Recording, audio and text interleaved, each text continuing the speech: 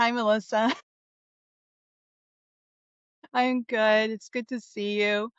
Um, Hi, how are you? you and I are going to talk about your amazing book, You Must Take Part in Revolution.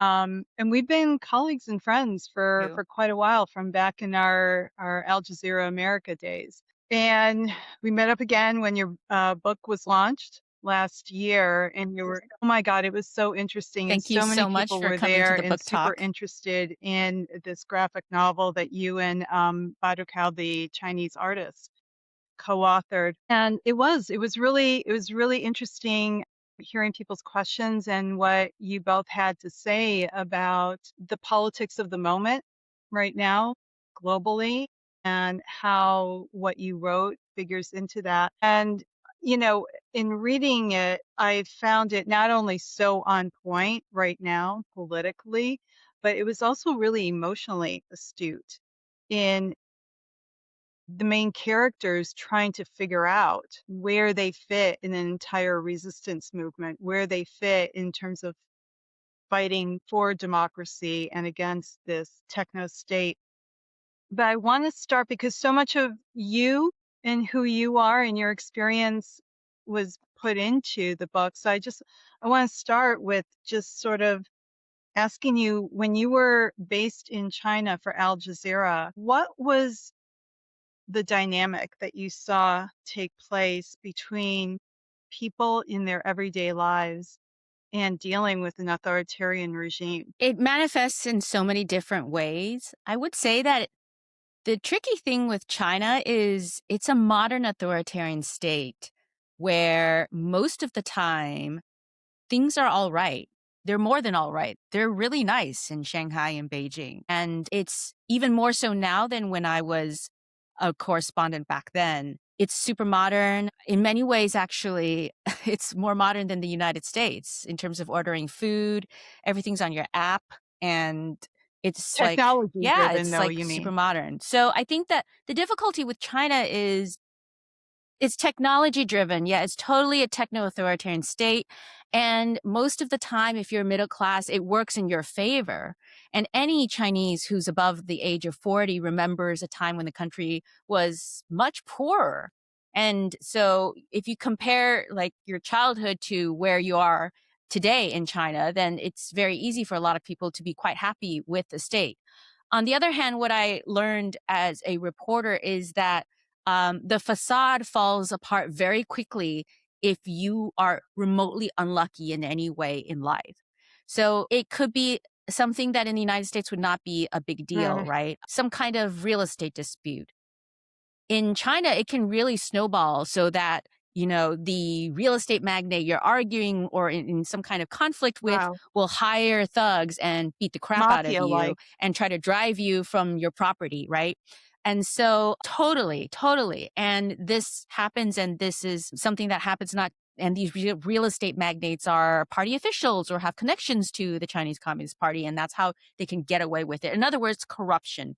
And so I think the interesting thing with the Chinese modern state is that most of the time it seems to function really well. But then when you need help from law enforcement, when you need the administrative state to work, when you need the justice Yeah. system to work, and I know we have plenty of problems with the justice system in the United States, but just to give you a point of comparison, in China, Yeah. defense lawyers can't Hmm. even be in the courtroom most of the time. They're just not allowed in.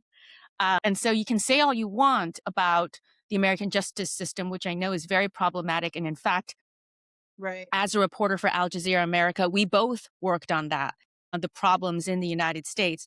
But the level of access to potential justice in China is just completely exponentially harder in a country like China, in a country like Russia. So, what was it about your reporting that eventually got you expelled by the government? There's never been a clear explanation from the Chinese government, and I think that's the modus operandi of a lot of authoritarian states is they actually don't tell you and they want you to keep guessing. That leaves all the other reporters out there reporting in China uncertain where the red lines are and operating in a gray zone. So I think that's one reason why I've never fully been able to fathom what went into that decision making, and I don't think I anticipate I will until I get a chance to perhaps one day, like going into the Stasi files, if the state falls, be able to look at my own file. But I would say that there was several things happening at that time. They did not for sure like my reporting, which became progressively more and more focused on human rights as I reported in China over the course of 5 years. I think that was driven by the fact that it just got me more and more upset when I saw ordinary Chinese people mistreated. People often would sometimes critics would say, why do you hate China so much? And I say, I don't like the Chinese government, but I love the Chinese people and they shouldn't be treated this way. And so I was doing a lot of sort of human perspective stories that bothered them. The fact that I'm ethnic Chinese, I think rubbed officials in China the wrong way because in some ways they Right. feel like they own you and that you have betrayed the motherland by obtaining a US passport, by becoming American, And and you were then by born in Hong Kong. reporting on China in any negative way. And then I would also say Right. I was born in Hong Kong, which was at the time a British colony. So I've never been a Chinese Uh, citizen, yeah. as in a Chinese citizen of the People's Republic of China in any way, shape, or form. And I would say the third and last reason in terms of the expulsion is that the political climate in China was changing at the time. And um, I think anyone who's been following China for the past 10, 15 years would acknowledge that it has become more authoritarian and not less in recent years. And I think that my expulsion marked a period when the Chinese government started making that transition. And of course, you're prominent, you're a journalist, you're on television, but still, that must have felt frightening, and 100 other emotions just to know that the government has eyes on you as an individual. Yeah. And I would say that foreign correspondents in China got more attention from the authorities than if you were an ordinary Chinese citizen just going about your business. We were surveilled, the whole group of us, in at at different levels. And I would say that it's fair that like my last couple of years, they were surveilling me more strongly as they were noticing these stories I was putting out. And the level of surveillance at that time, because we were still in the early smartphone period, was less digital and via your phone and more actually sometimes just having people follow you. And so it really did feel like Right? I was in a weird movie Right. where, you know, Right. Right. grew up watching spy movies, 007 and things, and they were make believe, and suddenly you find yourself as a young woman at the time I was in my late 20s, right? Kind of wandering in a foreign country and realizing that when I sit down at a cafe and I'm talking to a human rights lawyer, as I once was, realizing maybe a little too late that the person sitting next to you has just been listening the whole time and not drinking Yeah. their coffee. So things like that happened a lot. We all assumed that our phones were tapped. They weren't probably listening the whole time, but they could. And there were definitely signs that they knew what our plans were. So sometimes I would fly to another part of China and we'd land and we'd get to the airport parking lot and drive off, and vehicles would start following us. And so they knew in advance that we were going to arrive. So things like that chip away at you as a person and as a reporter. You have done a lot of global reporting on global issues. Tell me what you have seen in terms of either pro-democracy movements in other regions of the world and maybe the rise of authoritarianism, what you've covered and how that eventually helped influence what you wrote in the book. I think that my co-author Badi Tao and I started working on the book. The book took 5 years, and we started working on it around the middle of COVID lockdown, global lockdown, and everyone was sort of finding hobbies or writing or doing interesting creative output. And I didn't expect that this comic book, which we thought, let's do a Kickstarter, let's do 24 pages, look like, one of those thin comics. And it just kind of ballooned into this, book that's 260 plus pages, full on like bona fide graphic novel. But I think, you know, there's been a frustration on my end as a reporter that the same type of groups of people around the world was reading or watching my videos, whether it was on Al Jazeera or later with Vice News or the news magazines are writing articles for various US publications. And I really wanted to break through and reach new audiences. And I'd been working as a reporter for 20 years, and it Yeah, just felt like I really wanted to try a new medium, a new format, and try to explain to younger people because the polling was showing that Gen right. Z had less faith in democracy than boomers. And that was a troubling trend, not just in the United States, but globally. And I was also noticing as a journalist, having gone to so many places around the world, that there did seem to be a shift towards authoritarianism and not in favor of democracy. So many democracies were and are remain deeply embattled. Unfortunately, I would say from the inception of the book to They where are. we are now today, things are worse. In the United States and across Europe, we've seen the rise of the far right in Europe as well. And it's a pretty bleak Have you been picture. hearing that what the themes you're trying to get across have been landing, let's say, with the younger generation? Have you gotten feedback on that? Yeah, we've done a lot of book talks in the United States and also internationally. And we always meet young people. We love going to college campuses, and we've been to a number, and it's super interesting to. I mean, I Choosing suppose to go it's a there, self yeah. selecting group if they're an undergraduate interested in this topic, but it does give you a sense of hope. There are a lot of young people who are super inquisitive. They're so young that if you're 21, then a huge part of your life where you were very aware of news events has been completely dominated by figures like Xi Jinping, Vladimir Putin, and Donald Trump. So it's hard to explain to them that things didn't used to be this way and that it could be better because there's so much cynicism. But I get the sense when I talk to young people, they know. And certainly it depends on the young people you talk to, right? Americans are being told that it didn't used to be this way in the United States and it used to be better and there's still hope, but you have to kind of imagine it. Whereas if you're a young Chinese person in your early 20s and the ones we run into on college campuses in the United States obviously left for a reason, right? They were motivated to leave, but their COVID experience was also pretty bad towards the end with the very brutal lockdowns in urban areas like Shanghai, where it was like zero tolerance and people's apartments were literally barred.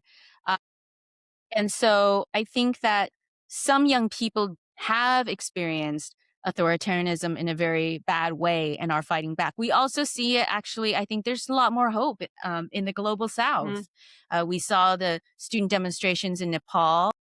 We saw the student demonstrations in Bangladesh. And now where they are is, of course, deeply unstable. But that story is not yet finished with Bangladesh, and there are countless examples too in Latin America and Africa. So I think that it's a mixed picture, and strangely, you see more hope Badu perhaps in the Tao global is a south. well-known Chinese dissident activist and now living in Australia as well as an artist. So how did you guys hook up for this particular project? And what was that process like as you were writing it and he was, drawing? Yeah, so we worked across time zones. I was mostly based in Berlin or Los Angeles, and he would be in Australia. And it made things hard. We had a few opportunities through residencies and that kind of thing to work together in person. And during those few weeks where we did, it was highly, highly productive. Otherwise, we had to work remotely and we WhatsApped each other constantly.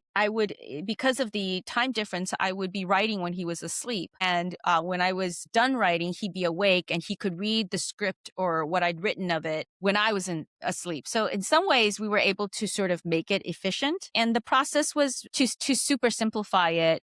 It was a very collaborative Right. process. You'll notice the book doesn't say written by Melissa and drawn by Badiu Cao.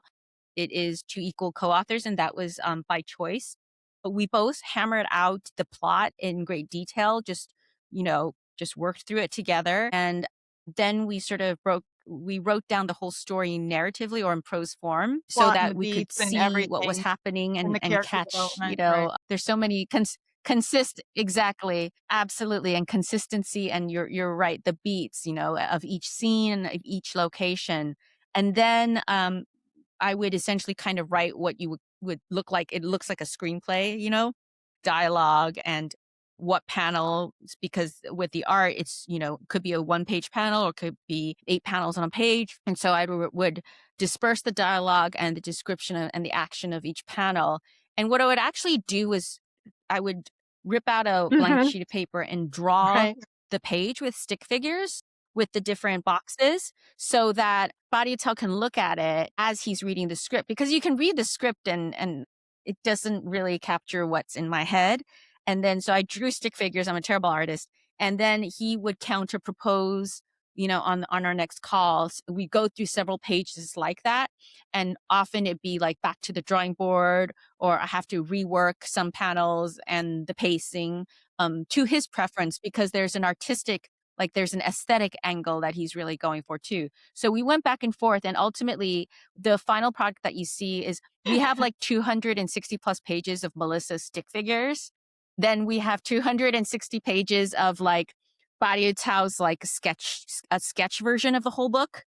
And then we have the final version where it's this like beautiful sort of watercolor style that Yeah. he does, which is also unusual from your typical American Right. graphic novel where it's like strong lines. He really leaned It's stunning. into this sort of And the Chinese fact that most of watercolor it's in style. black and white with this very specific pops of color, the red, the orange, the yellow is striking, and it comes at very particular moments in the story. Yeah, for sure. And I think it's also interesting because the reference for each that we each used was slightly different. So like those pops of color and the color palette Mhm. of the book very much reminds me of Sin City, Frank Miller's Sin City. And I mean, Barito definitely knows Sin City as well. But there were so many times when we would talk about the pages and I would reference pop culture in the United States from my childhood. And he Right. would reference manga because that's what he grew up with in China.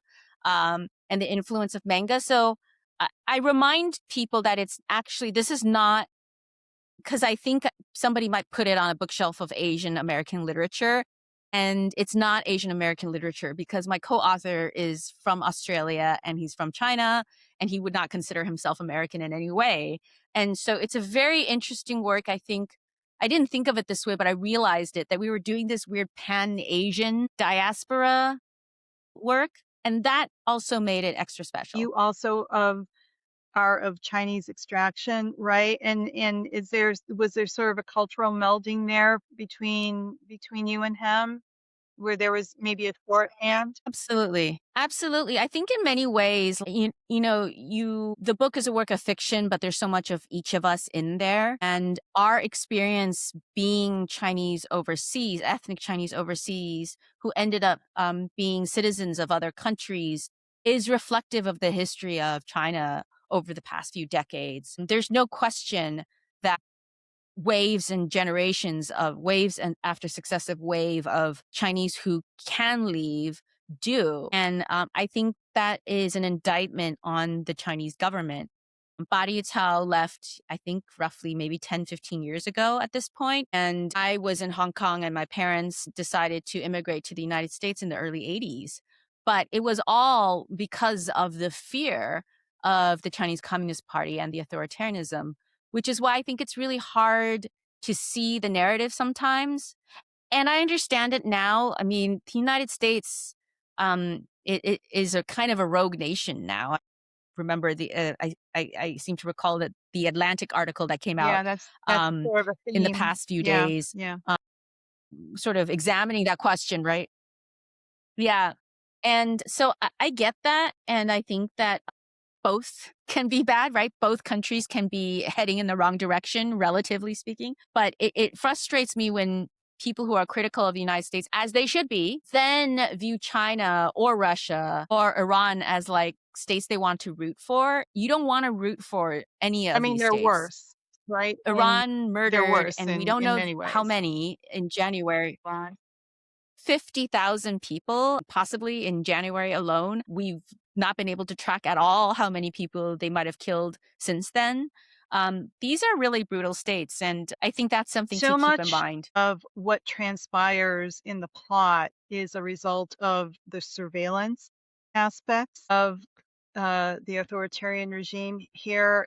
and also the trust that that erodes, not just between people and the state, but interpersonally as well. Tell me what you see as the as a mirror image of what's happening now, and what you've seen that you've incorporated into the story in your real life reporting. Yeah, there's actually a lot of my reporting that went into this book, although it's not clear, right? A few years before I started working on the book, I was on a project with the New York Times looking at the future of warfare, particularly with autonomous drones, and the big question of whether the ethical issue of creating killer flying drones that could also kill a target without a human making that final decision to pull the trigger, but perhaps AI recognizing through facial recognition an individual and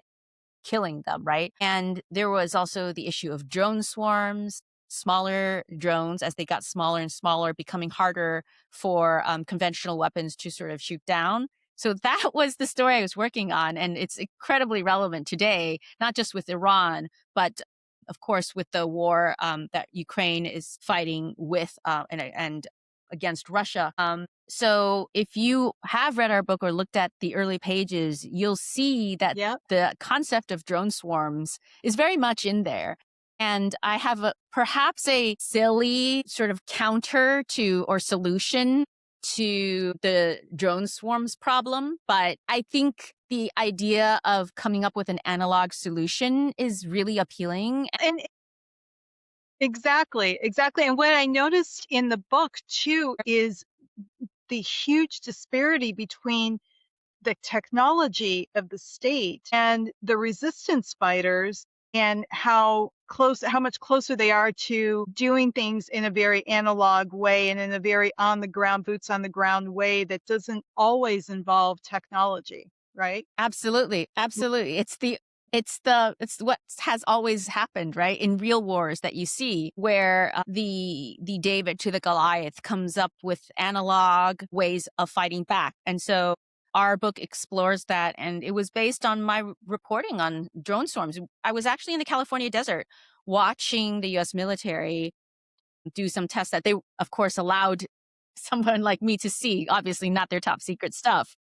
Yeah, but that they were doing these sort of practices and they were experimenting and trying things out. So it's something that in the defense world they've been talking about and thinking about for a long time, and we brought that into our book. There are aspects of surveillance. I mean, gosh, I mean, I'm almost at a loss in terms of in terms of how the conflict and this. By the way, I realize we haven't really talked about the plot, but it's about a fascist United States at war with a techno-authoritarian China. Yeah, and the idea of a demilitarized zone and a Taiwan island that's split in two has to do with my experience reporting from both North and South Korea, and also at the DMZ. Right, the way that the conflict plays out is not fanciful entirely. I did quite a bit of research looking at different think tanks and how they war gamed what might happen that would cause the United States to end up in conflict with China over Taiwan. So those things are not mentioned in the book. It's a work of fiction, and so you could well read it and miss all that. But actually, quite a But bit of research but it went comes into through it. in the page because of the detail of what the characters are experiencing. So I think it's all Thank there. you. I mean, look, the book is called "You Must Take Part in Revolution." You took that from a book by Mao Zedong, something he said in there, and I'm not going to quote this properly, right? Yeah, you know it. You say it. It's Go a ahead. line in one of his essays. Yeah. Yeah. It's part of a long essay, and he has a sentence where he says something like, you must take part in revolution. It's actually not one of his like famous mottos. I was just sort of struggling actually to think of a title for the book, a working title, and felt like we needed a kind of a North Star to help us as we were working through the book.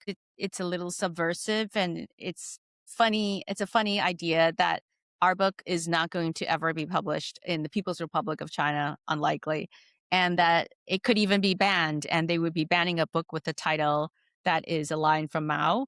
So that was just one reason, but it ended up becoming the best title for the book. It was a working title that we just ended up staying with because in many ways it is such a North Star in terms of the focus of our book. So it's not an easy question on how to determine whether you're going to take part in some sort of pro-democracy movement, right? It's or even something like a revolution. And you and I were kind of talking about this, what the difference may be between being part of a resistance movement and being part of an actual revolution. Is that something that you thought about even more? Is there a difference? What do people really need to think about I in think terms that's of such a the great morality? it's such a great question between resistance and revolution and whether there's a difference. And I think the difference is that a revolution happens in authoritarian states and resistance happens in democracies. And what I mean by that is China or Russia or many other authoritarian countries with a singular political party in charge decade after decade has only one option if the people are unhappy with their government. Because there are no elections, the only recourse if the citizens decide that the state is not doing their job and serving the people is violent, bloody revolution.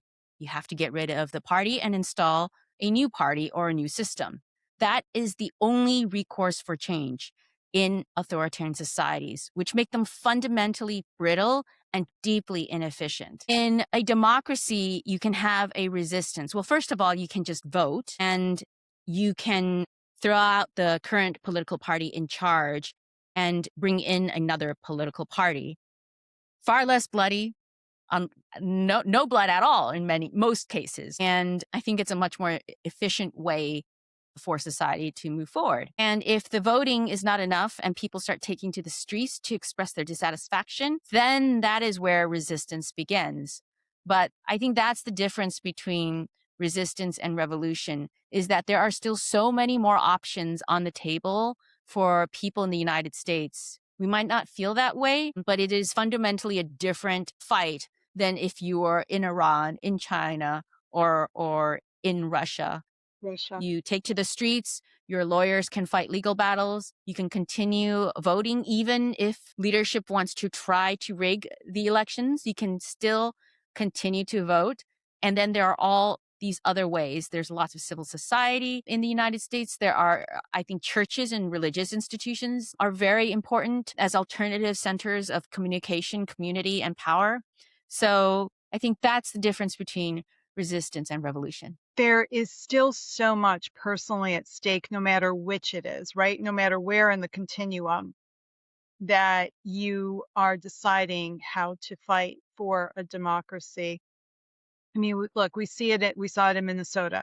People resisting ICE, people resisting DHS operations, and getting killed, getting shot. Is there, from your perspective, having covered all of this and having delved deeply into that question through the book, a moral or an ethical aspect to deciding whether or not to take part in revolution, to take part in resistance, or sitting back and maybe being safer or maybe not?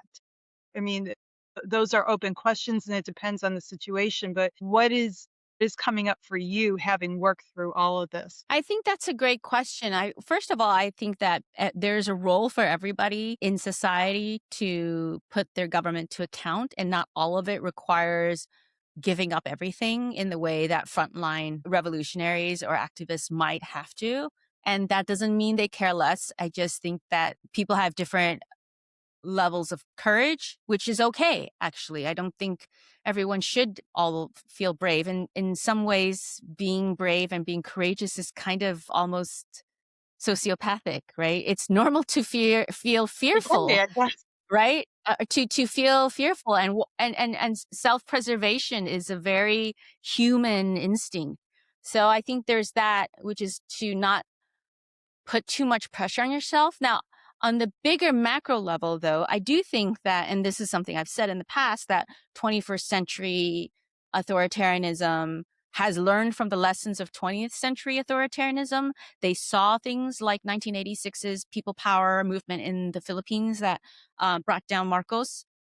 They've seen the fall of the Berlin Wall in '89. They've seen the end of the Iron Curtain, and all these former Soviet states push back. And the lesson learned, I think, unfortunately, is not to let people take to the streets and have that momentum build, right? And so we saw that with Tehran's decision in January in terms of its killing of tens of thousands of its citizens. Just to put it in context, everybody, even if you were born afterwards, almost everybody who has studied history and some political science would know about the Tiananmen Square student killings of 1989. Famous photo of the man in front of the tank, people recognized who weren't even alive then, born later. That is how iconic that photo is and how memorable that student protest moment was. And so On uplifting and emotionally evocative for people Absolutely. too, and inspiration. Absolutely. Well, that by various estimates, anywhere from low end 400 to 1,500 seems to be a common number that a lot of people circle around to. High end 4,000 people were killed in China um, at the Tiananmen Square 1989 student movement. And then we look at what happened literally just a few weeks ago in Iran and the murdering of 30, 40, 50,000 people. How many X of factor of Tiananmen did we just see happen or we didn't see happen is precisely why the world hasn't responded with revulsion. But it could be something like 30 times worse than Tiananmen Square, right? And there is no movement now. There is no opposition movement in Iran that we're aware of as we speak. And so, this line about, we need to resist, they can't kill us all. You see that often as a motivational line in film or even in real life. And I'm just wondering, maybe they can kill us all. And that is a very frightening takeaway. I Right. think. I don't know the answer to it, but I do know that the autocrats are much smarter about squashing movements before they build too much momentum. Is there still a thought of how to deal with these autocracies that is very 20th century as opposed to really understanding the mechanisms that are operating right now in the 21st century with autocratic governments? I think that's such a great question. Our autocracies are operating differently. I mean, there's inevitably there's characteristics that are similar from the 20th century, but operationally, I think they're different. And so I think the resistance movements or the revolutions need to be different as well. I think everyone has sort of changed, but I think you're right that I think democracies and democratically elected political leaders in the United States context, it would be Congress or a legislator and a prime minister or president. That class of people, I feel like, haven't caught up with the Gotten program. exactly right. That's exactly what I was thinking. Yeah. But everyone else, actually, I think, has. The Okay. autocrats, I think maybe some of Yeah. the protesters too, right? Like they get it. It is the class of people in democracy because we've been comfortable for so long, right? Like Yeah. in stable societies that have been relatively prosperous. It has served us well up to a certain point. I So have a feeling that the theatrics of the more paramilitary law enforcement that we see on our streets here in the US is actually is what has helped wake people up over the last several months in the United States that they mean business, right? yeah, And yes, and that's something that I saw in your book too, is how much paramilitary cops are figure in here.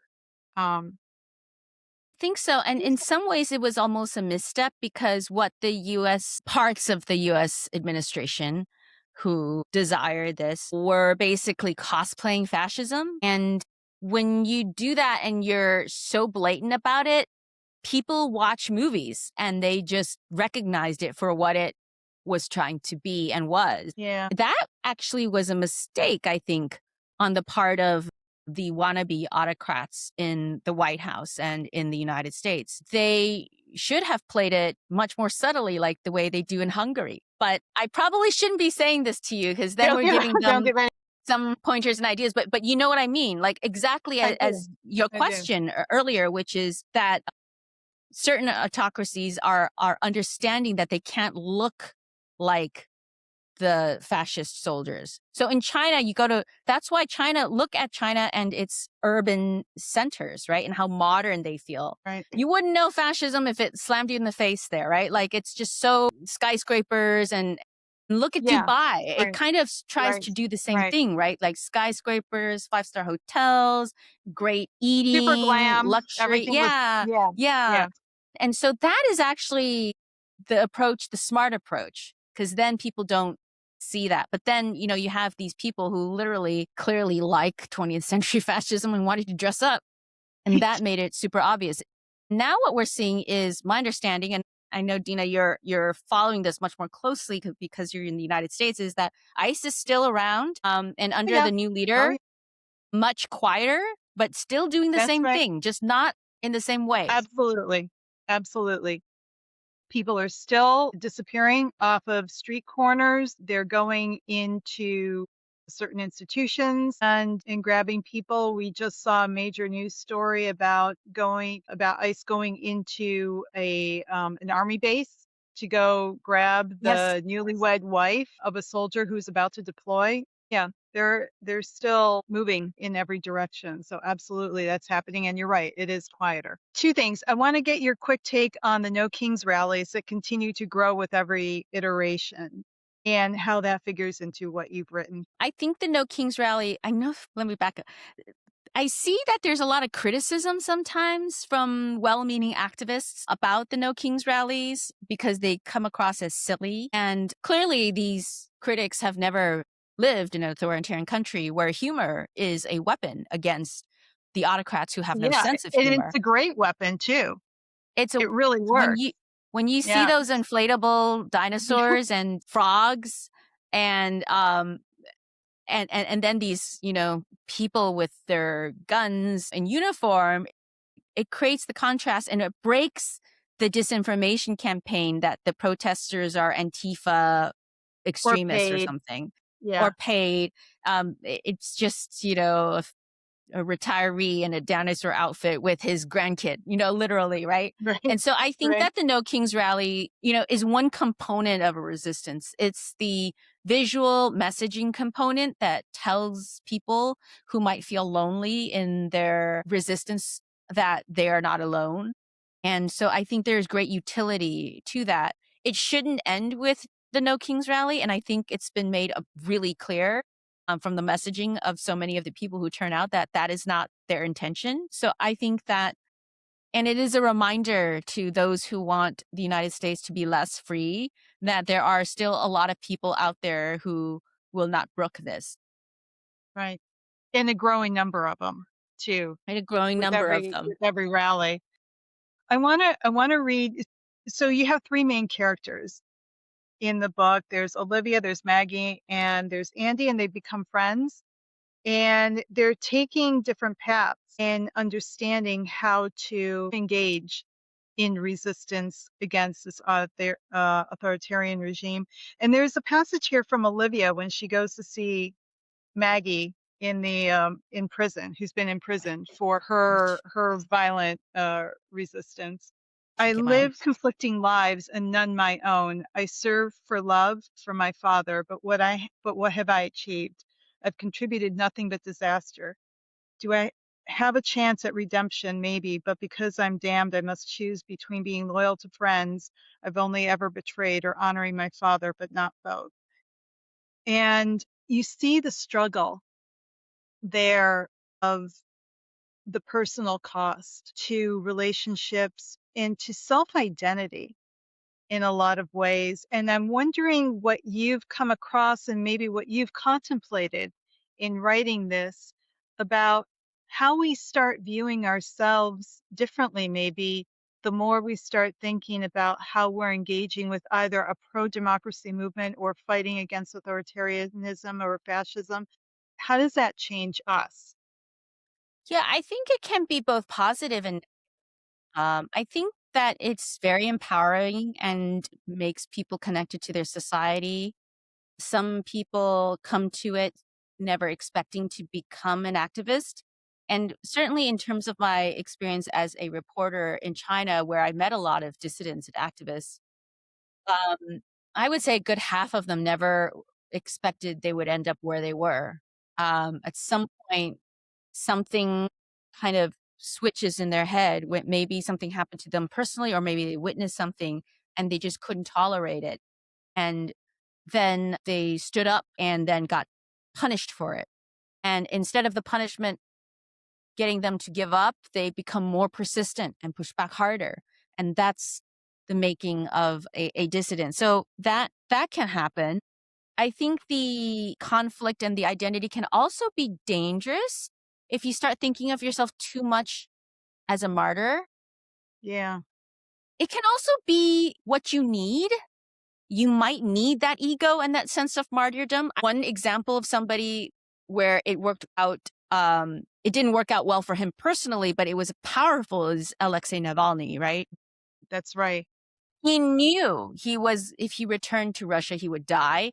And He was sacrificial in a lot of ways. Yeah, he hoped that when he did die, it would not be for naught and it would be as kind of a martyr. I don't know if he ever used that phrase, but there is that. And it takes a brazenness that is ego to do something like that. So there's value in that.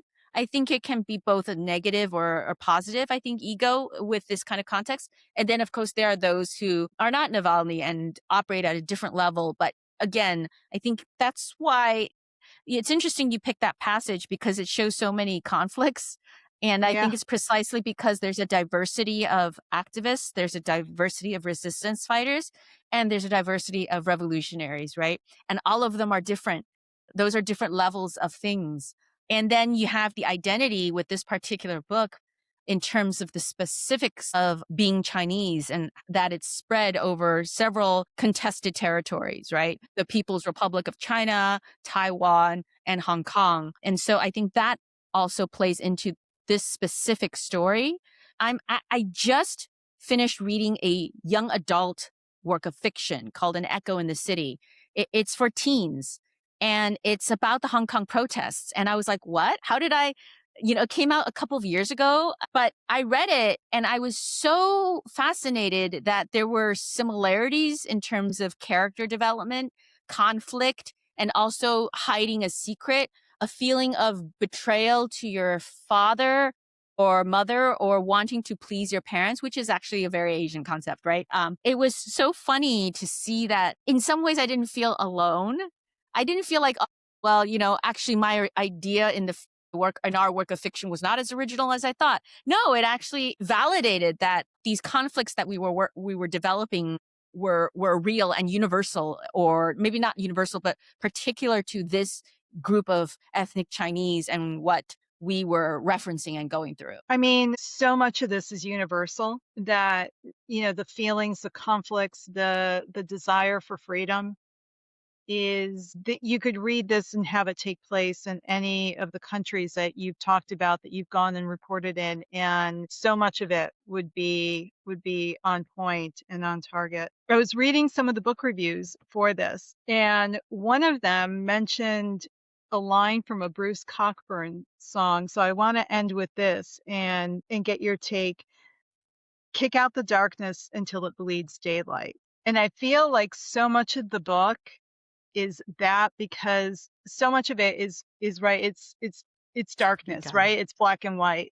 But then you get to moments, especially here at the end, where there are pops of color and then it ends with, bright light. Yes, it's a fire, but there is light in the darkness. And I'm wondering what you hope readers would take away as an uplifting message, even when the answer isn't clear how to go about grabbing democracy back. I know it's going to sound really simple, but it's going to be everything is going to be okay. And that is actually kind of, I'm not Buddhist, so I don't want to claim that I know too much about it, but Buddhism does play a role in our book. There is a Tibetan Buddhist character in our book.